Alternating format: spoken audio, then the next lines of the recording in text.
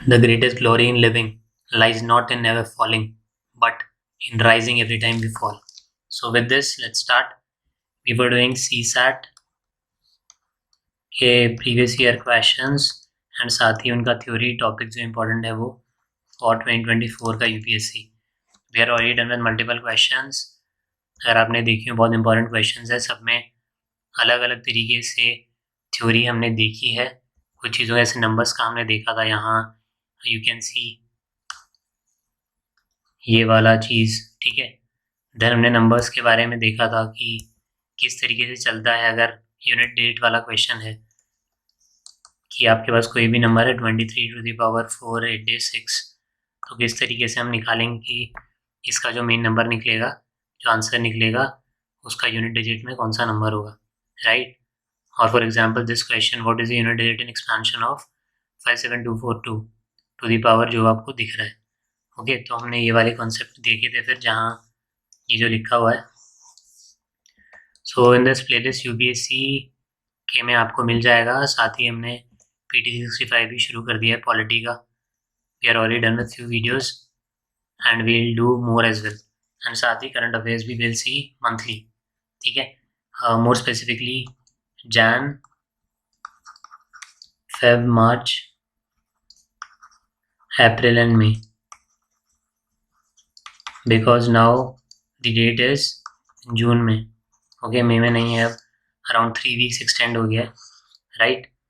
So let's start with this question. How many distinct 8-digit numbers can be formed by rearranging the digits of the number 1 1 2 2 3 3 4 4 such that odd digits occupy odd positions and even digits occupy even positions? क्या बोला गया है कि 8 digit number है 3 4 5 6 7 and 8. Okay,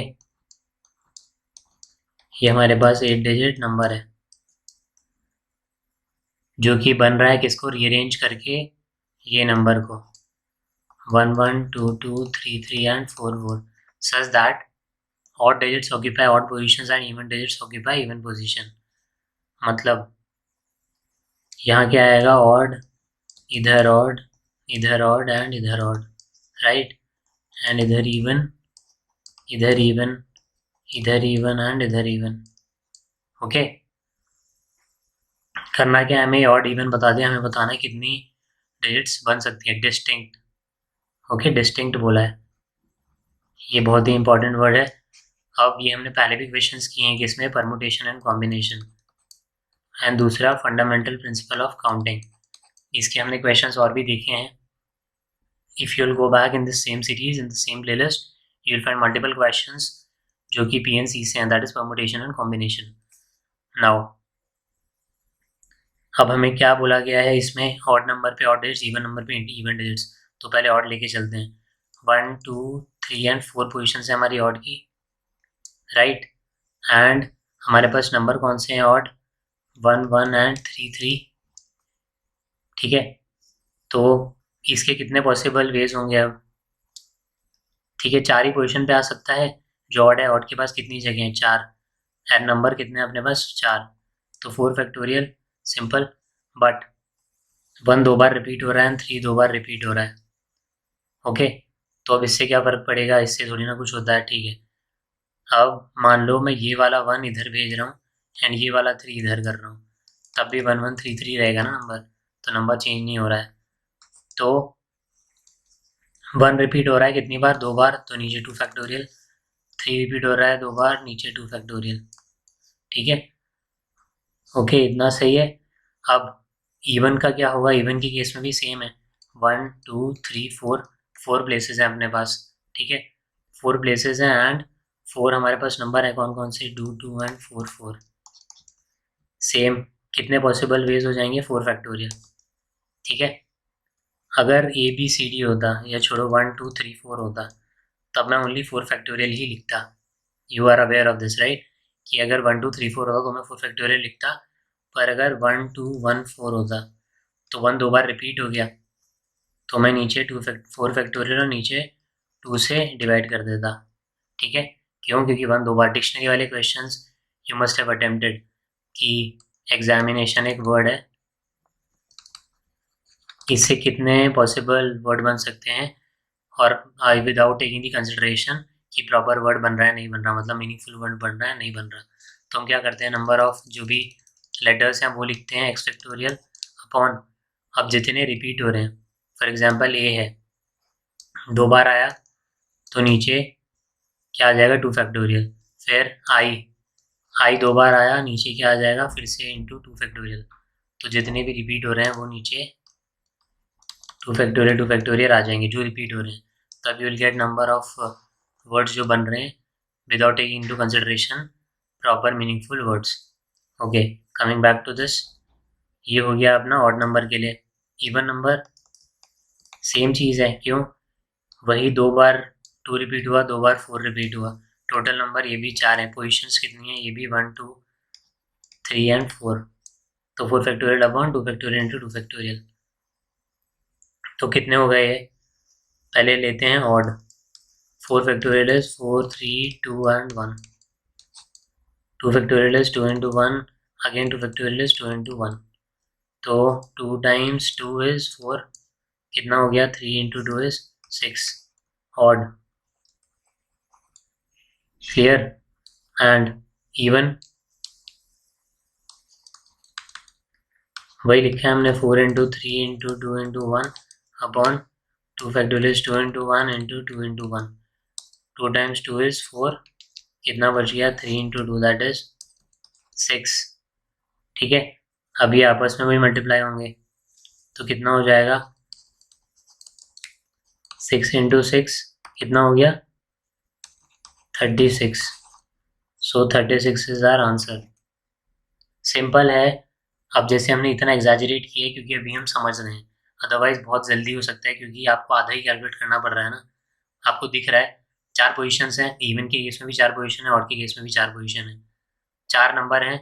odd के case में भी 2 बार 1 repeat हो रहा है, इवन के केस में 2 बार 2 रिपीट हो रहा है, ऑड के केस में 2 बार 3 एंड इवन के केस में 2 बार 4, तो सब कुछ सेम है। नंबर क्या है क्या नहीं उससे हमें फ़र्क नहीं पड़ता, 4 पोजीशन है, 4 नंबर सेट करने हैं जिनमें से दोनों ही 2 बार रिपीट हो रहे हैं, तो आपने ऑड का भी अकेला निकाल लिया, तो जो नंबर ये आएगा सेम यही आएगा एंड मल्टीप्लाई कर दिया, right, and will reach our destination, that is our answer. Okay, 36।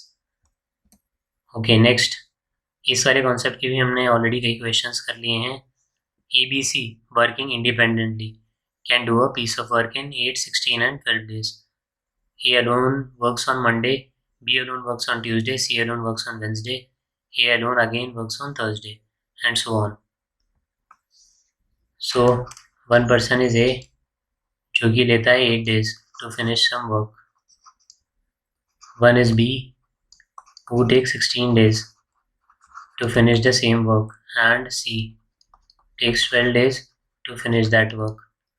Okay, now basic question would have been कि तीनों मिला के कितना लेते हैं, या ऐसा कर देते हैं कि अगर A is taking 8 days and B is taking 16 days and C is taking 12 days to break the structure, जो भी बन रहा है उसको 12 दिन में C पूरा तोड़ देता है, तो कितने टाइम में कंप्लीट हो जाएगा।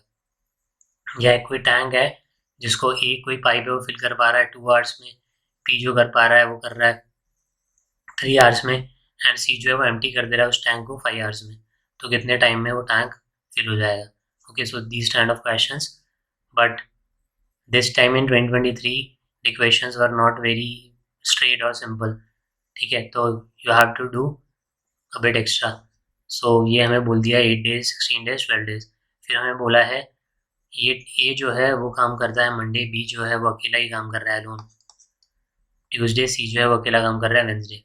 ओके, इन वाले क्वेश्चंस में मैंने डिस्कस किया था, बहुत ईजी चीज़ करनी है आपको। फर्स्ट ऑफ ऑल जितना भी आपको दिया 8 डेज 16 डेज 12 डेज और आवर्स है तो 2 आवर्स 4 आवर्स 7 आवर्स जितना भी जो है राइट दिस डाउन, 8 16 एंड 12, इनका एलसीएम निकाल लो, क्या होगा 16 3 टाइम्स 30 40 48। ओके, 48 अब 8 की टेबल में भी आ रहा है, 16 में भी आ रहा है, 12 में भी आ रहा है।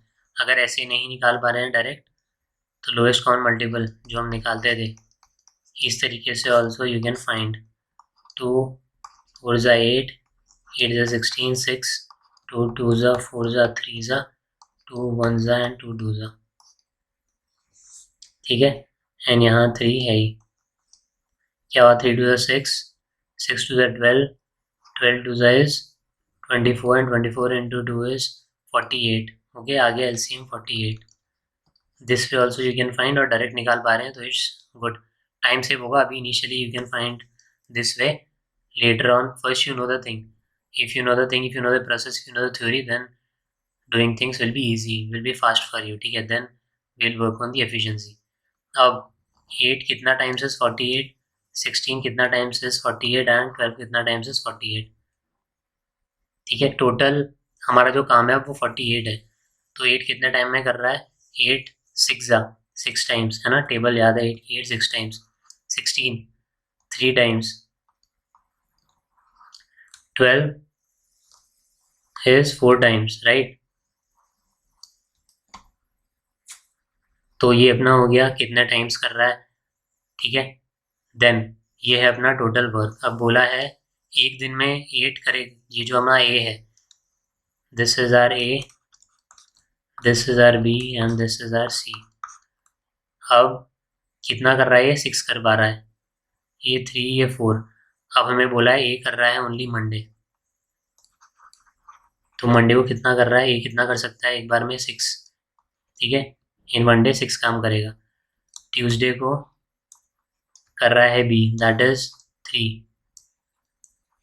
वेंसडे कर रहा है सी, दैट इज 4 काम कर रहा है, ठीक है। Wednesday, Thursday, Friday, Saturday, then Sunday, Monday and so on. अभी देख लेंगे कितना आता है। देन थर्सडे को अगेन करेगा अपना ए, दैट इज 6 फिर से काम। फ्राइडे को करेगा फिर से बी, 3 काम कर रहा है वो। फिर अगेन सैटरडे को करेगा अपना सी, कितना कर रहा है वो एक दिन में, 4 काम कर रहा है। देन संडे अगेन अपना आ जाएगा ए, देन 3 6 3 4 6 3 4 6 3 4। ओके, अब एक कैलकुलेट करके देख लेते हैं कितना होता है। 6 एंड 4 इज 10 एंड 3 इज 13। तो सब ने एक एक बार काम किया तो कितना हो रहा है काम, 13। अगेन सब ने एक एक बार काम किया है, 13 13 and 13 is 26। Tuesday, Wednesday, Thursday, Friday and Saturday, ठीक है। 6 3 एंड 4 कितना हो गया, 13 26 39। ओके, 39। अब ये वेंसडे वाला करेगा अपना ए फिर से, 39 एंड 6 हो गया है 45, राइट। 45 46 47 48, हमें 3 ही चाहिए। तो अब थर्सडे, वैसे किसका काम है थर्सडे को करना, बी का, ठीक है। थर्सडे को किसका है, बी का। तो 45 ऑलरेडी हो गया है, 3 और करेगा बी, दैट इज 48। तो थर्सडे को अपना हो जाता है 48, ठीक है। टोटल हो गया 48 खत्म, राइट। हमने देखा था मंडे ट्यूसडे वेंसडे, मंडे को कर रहा है ए, हमें ये बोला गया था क्वेश्चन में कि मंडे को ए अकेला कर रहा है, बी अकेला कर रहा है, ट्यूसडे सी अकेला कर रहा है, वेंसडे एंड सो ऑन, ठीक है। दैट्स वाई ये हमारा पैटर्न ऐसा कुछ बना। थर्सडे को हमने देखा कौन कर रहा है अकेला, 3 13 1 2 3 कितना हो गया 39, 39 प्लस 6 45 46 47 48। तो इतने दिन में हमारा कंप्लीट हो गया है वर्क, ठीक है। 48 पूरा हो गया है। 48 वॉज आर टोटल वर्क, जो हम एलसीएम निकाल रहे हैं वो अपना टोटल वर्क होगा। कितने दिन लग गए, 1 2 3, देन 3 टाइम्स 3 इज 9, है ना, 11 12। वरना एक एक करके भी कैलकुलेट कर सकते हो आप, राइट। 1 2 3 4 5 6 7 8 9 10 11, राइट। तो हमें टोटल लग रहे हैं 11 डेज। एंड ओके, आगे अब चलते हैं एक बार। Consider the following statement, the work will be finished on Thursday. Okay, Thursday को ये हो रहा है वेंसडे एंड ये हमारा थर्सडे है, right. So the work will be finished on Thursday. So first statement is true. The work will be finished in 10 days. तो नहीं है ऐसा, हमें एक्स्ट्रा लग गया एक दिन, right? So this statement is wrong. Which of the above statement is are correct? So one is our answer. किस तरीके से हुआ? I'll repeat again quickly. So the question for us was ABC working independently can do a piece of work in 8, 16 and 12 days respectively. A को 8 days लगेंगे, B को 16 days, C को 12 days लगेंगे. A alone works on Monday, B alone works on Tuesday, C alone works on Wednesday. और इसी तरीके से so on आगे चलते जाएंगे. हमें देखना था दो स्टेटमेंट, जो कि एक है the work will be finished on Thursday and दूसरी है the work will be finished in 10 days. Okay, हमने देखा 8, 16, 12, हमने एलसीएम निकाला, दैट इज 48 जो अपना टोटल वर्क है. अब अगर 48 टोटल है तो 8 कितने दिन में करेगा 48 को कंप्लीट, ये देखना है. 8 दैट इज ए, तो 8 6 times is 48, 16 3 times is 48, 12 4 times is 48. हमने निकाल लिया 6 3 4. अब बोला होता अगर तीनों एक दिन में ही सारा काम कर रहे हैं तो एक दिन में 13 काम होता, दैट इज 6 + 3 + 4. पर हमें बोला अकेला ही कर रहा है मंडे, तो 6 काम होगा, ये ए नहीं किया. देन ट्यूसडे बस बी कर रहा है तो 3 काम हुआ. वेंसडे बस सी कर रहा है तो 4 टाइम्स हुआ, एंड सो ऑन. तो हमारे पास 3 पेयर तो ए बी सी के बन गए, that is Monday Tuesday Wednesday Thursday Friday Saturday Sunday Monday Tuesday. उसके बाद वेंसडे और थर्सडे को बाकी का 9 जो काम बचा हुआ था, ये ए ने किया 6 एंड बी ने किया 3, तो पहुंच गए हम 48 तक. सो द आंसर वॉज, हमारा थर्सडे को काम कंप्लीट हुआ. Statement 1 is right. वर्क पर कंप्लीट नहीं हुआ है 10 डेज में, ओके 11 डेज में कंप्लीट हुआ है. So statement 1 is correct and 2 is incorrect. Then this question is for you. If 7 plus 7 something 9 something 10 is equal to 8, 9 something 11 something 30 is 5, and 11 something 17 something 21 is 13. What is the value of 23 something 4 something 8? Why am I saying something something? क्योंकि logical reasoning का question है, आपको solve करना है क्या relation यहाँ बन रहा है जिससे 7, 9 और 8 के बीच में कुछ ऑपरेशन हो रहा है तो 8 बन रहा है, 9, 11, 30 पे हो रहा है तो 5 बन रहा है. So try this question, use the comment section two right your answers, post your answers. Will discuss in the next. इससे हम स्टार्ट करेंगे एंड मूव अहेड. साथ ही PT65 वाला भी चल रहा है कॉन्टीन्यूसली, एंड ये भी चल रहा है, और भी विल डू GS के question as well. Okay, that is paper 1 for prelims. I am not talking about the mains as of now. I am talking about the prelims. GS1 also will take mostly PYQs will do. Okay, so that's it. Thank you.